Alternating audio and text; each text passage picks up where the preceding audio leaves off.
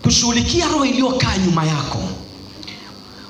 Watu wengi tuna mipango mingi, tuna mambo mengi tunatamani kufanya, lakini kila tukijaribu kufanya vile vitu vinakwama, vinaishia njiani.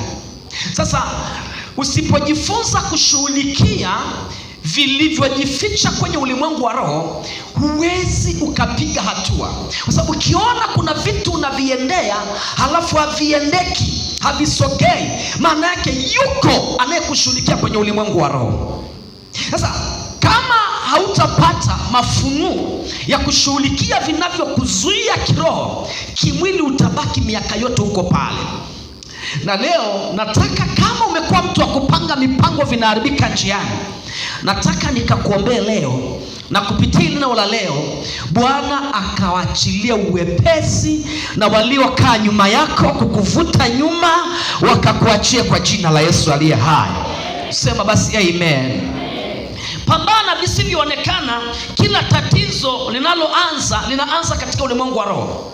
Ukiona mtu anapambana na wewe, usishughulike naye kimwili, kwa sababu unashughulika na anayepambana na wewe, au unashughulika na tatizo kwa jinsi ya kimwili, au unashughulika na tatizo kwa akili zako. Kumbe hilo tatizo halijaletwa kimwili, limeletwa na waliokaa rohoni. Kwa mfano mwilini, kwa mfano ugonjwa, kwa mfano matatizo, kwa mfano madeni, kwa mfano vitu kuharibika. Wewe unapambana nao kutumia akili yako. Unatumia akili, wacha nisaidie hapa, wacha nikope pale, halafu nianzishe biashara, wacha nifanye hivi. Lakini kadri unavyotumia akili yako ndivyo vitu vinavyokwama. Ukishaona unatumia akili ya kuzaliwa, unapangilia mipango, vitu vinaharibika. Umeweka kuku pale, hawaongezeki. Umefungua hiki, hakiongezeki. Umenunua toyo, kinaharibika. Umefanya hiki, vitu vinaharibika. Na unajitahidi kutumia akili ya kuzaliwa. Acha kupambana kimwili, tafuta kitu cha rohoni kikusaidie. Watu wa dunia wana akili. Watu wa dunia kabla hawajafanya mambo yao, wanakwenda mahali kwanza kuzindika vitu vyao. Sisi tunaosema tumeokoka, tunampenda Bwana, tunaenda tu kimwili. Nataka leo vitu vyako vyote niunganishe na roho wa Kristo, ili roho ya Kristo iongoze vitu vyako. Sema basi amina kama unanielewa. Ninataka kama unafanya biashara, roho ya Kristo ikae kwenye biashara yako. Kama unafuga, roho ya Kristo ikae kwenye biashara yako, kwenye mifugo yako, kwenye afya yako. Hatutaweza kushinda kama tutabaki kuwa rohoni, kama tutabaki kuwa mwilini. Sema amen. Sema amen. Sema amen kwa sauti. Sikiliza mwanangu, ukishughulikia vya rohoni, vya mwilini havina nguvu. Hata kama mtu atakushimana, kuna watu wanaweza wakakuchafua, wakachafua jina lako, wakakusema wawezavyo. Lakini ukijifunza kushughulikia vya rohoni, waliokaa rohoni, hata mtu akuseme, akuchafue, hawezi kuondoa neema ya Mungu iliyo juu yako. Hawezi kuondoa mkono wa Mungu ulio juu yako. Watakuchafua tu kwa muda. Kwa hiyo nataka nishughulikie vile vilivyojificha ambao huoni wewe. Nikupe mfano. Tuna miili yetu. Miili yetu inaposhambuliwa na bakteria au ya malaria au ya typhoid au ya chochote, utaona tu mtu anatetemeka, au sukari au chochote. Utaona mtu ana shida, hachangamki, haendelei. Lakini hilo tatizo linalokutesa huoni mpaka uende kwa daktari achukue kipimo cha darubini, apime damu yako. Ndipo damu inasema ndani ya damu kuna kirusi fulani. Ndivyo ambavyo tuliookoka, kama hatutapata nguvu ya kuwa rohoni, au madhabahu ambayo inatembea kwenye roho, ambayo itakuwa na kipimo, ambayo kipimo chetu ni darubini inaitwa Roho Mtakatifu. Darubini Roho Mtakatifu anamulika maisha yako, anamulika vilivyokaa rohoni, anamulika vilivyo gizani.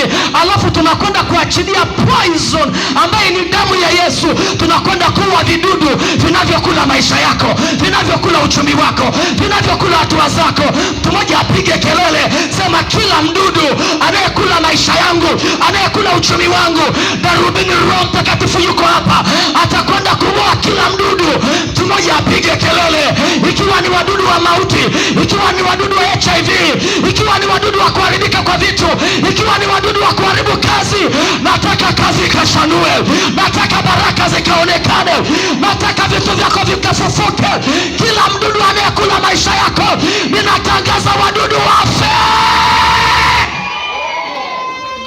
Darubini tunayo, tunamulika kinachotesa afya yako, tunapuliza damu ya Yesu, tunapuliza moto wa damu ya Yesu. Yani vilivyojificha. Yani sikiliza, kwa nini kanisa tunateseka? Na watu wengi, na ngoja nenda kwenye makanisa mengine, watu wengi wako kwenye makanisa lakini washirikina hujawahi kuona. Watu wengi wako kwenye makanisani lakini wanairizi hujawahi kuona. Sasa wewe ambao unasema nimeokoka sawa sawa, natembea na Yesu, ni ngumu kufanikiwa. Why? Wewe unapambana na Bible bila kujua yuko aliyekaa rohoni. Na kwa nini kanisa halifanikiwi? Tunayepambana naye yuko rohoni. Na unaenda kimwili. Chochote kinachokuja kwenye maisha yako kimeanza kwenye ulimwengu wa nini? Wa roho. Ukiona ufanikiwi, sio kimwili. Hakuna mtu ana akili, hakuna mtu apambani, hakuna mtu atumia akili ya kuzaliwa. Wote mnatumia akili ya kuzaliwa, lakini mbona kuna wanaofanikiwa? Mbona kuna wanaopenya? Wewe upenyi kwa sababu kuna mdudu, kuna mistari umechorewa kwamba fulani asivuke hapa, asivuke. Sasa utajuaje? Leo utajua. Leo utajua. Sema fire. Sema fire. Kitabu cha Torati 29 mstari 29 anasema mambo ya siri ni ya Bwana, bali yaliyofunuliwa ni yetu sisi wanadamu. Kwa hiyo lazima ujifunze kuomba Mungu afichue kinachokutafuna. Umesikia dada alivyosema? Amesema ameenda hospitalini, anapima ugonjwa uonekane, lakini mtu anaumwa. Maana anahitaji kipimo cha Roho Mtakatifu. Kuna vitu daktari hawezi kuona, kuna kitu mamaka hawezi kuona, kuna kitu bosi wako hawezi kuona. Kuna majamaa wao wako kwenye ulimwengu wa roho, wanatuma tu kombora. Si leo na mimi niwatumie kombora? Lazima ujifunze kufichua vilivyojificha. Hilo tatizo la familia, kufarakana, mzee kunywa pombe, kukataliwa, kukataa masomo mtoto, kushindwa kusoma, kushindwa katika jambo lolote na kadhalika, kushindwa kuolewa, kupata heshima na kadhalika, haiko mwilini, iko nyuma. Ila nyuma ya hilo tatizo kuna roho ya mauti. Sasa tunaposema mauti, hatumaanishi tu mauti ya mtu kuzikwa. Kuna mauti aina nyingi. Kuna mauti unaweza ukawa unaishi lakini vitu vyako navyo ni mauti. Kuna mtu anaishi lakini bora aliyekufa akazikwa kuliko unayeishi. Maana maisha yako haina tofauti na mtu ambaye yuko kaburini. Leo nafufua maisha ya watu hapa. Si kama kuna mtu mmoja amekata ile afufuliwe. Leo nafufua maisha ya mtu mmoja hapa. Na wajiandae walio kupiga vita, kwa sababu watakwenda kulia, watakwenda kulia, watakwenda kulia, watakwenda kulia. Yeyote anayekushughulikia kwenye ulimwengu wa roho, na mvuta ulimwengu wa roho aje mwilini, aropoka aseme, Susana unajua mimi niliendaga mahali fulani lakini nimekushindwa. Sara unajua niliendaga mahali fulani lakini nimekushindwa. Nataka niwalete adui zako kwenye pacho yako wakiropoka. Mtu mmoja aseme aina. Hivi kuna watu wamekaa tayari kupokea mahali hapa? Sema amen. Roho ya mizimu. Mizimu ni watu waliokufa katika maagano. Kwa hiyo hawajafa, wanaenda kurudi kudai au kutesa familia. Umeokoka, lakini kwenye familia uliozaliwa kuna mizimu. Sasa mizimu ni nini? Mizimu ni watu waliokufa kwenye maagano ya shetani. Aidha wengine waliuawa, aidha wengine walikatiziwa maisha. Kuna vizazi zaidi ya 50 au zaidi ambavyo wao wafahamu. Ndio maana kuna mtu anasema nikaota naongea na watu, nikaota na kula nyama, nikaota na kaa na watu ambao wananisemesha. Wao wafahamu, lakini wao wanakufahamu wewe, maana ni wa ukoo huu.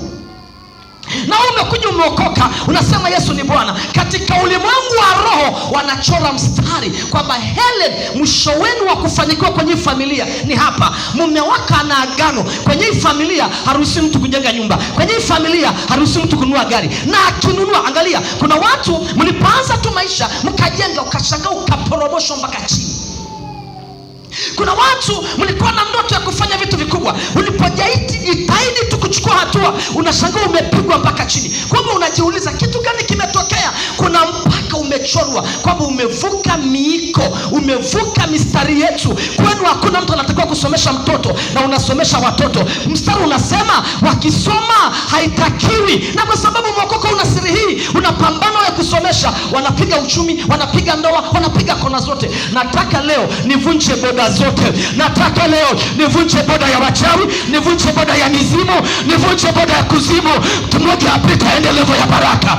Utakachokianzisha kisishie njiani. Punga mkono, sema nakataa huo mstari waliomchorea. Kuna watu hapa katika ulimwengu wa roho mmechorewa mipaka ya mafanikio, mipaka ya kusomesha, mipaka ya biashara, mipaka ya kuolewa, mipaka ya kuzaa, na hata wakizaa wazae watoto hivi, na hata wakifanya biashara waende kiwango hiki. Ninakataa. Mwana wa Mungu, nenda utukufu hadi utukufu. Yesu akasema utukufu hadi utukufu, heshima hadi heshima, biashara hadi biashara, ndoa hadi ndoa, afya hadi afya, elimu hadi elimu. Watoto wako waliochorowa mipaka kupitia wewe mama, kupitia wewe dada, kupitia wewe kaka, tunavunja boda waende level ya baraka. Hebu sema nakataa roho ya mizimu. Uko tayari nikuambie uende? Uko tayari nikuambie uende? Uko tayari, umejiandaa vizuri? Kitabu kile cha Yoeli, kitabu kile cha Yoeli,